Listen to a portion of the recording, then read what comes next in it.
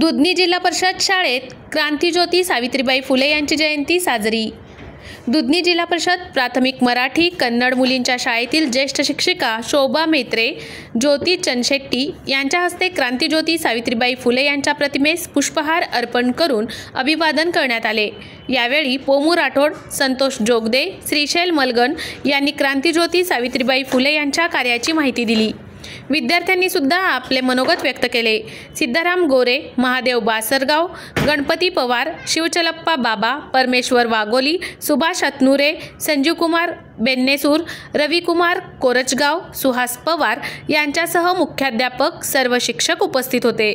सूत्रसंचालन महांतेश कर यांनी केले, तर आभार सिद्धाराम चौधरी यांनी मानले।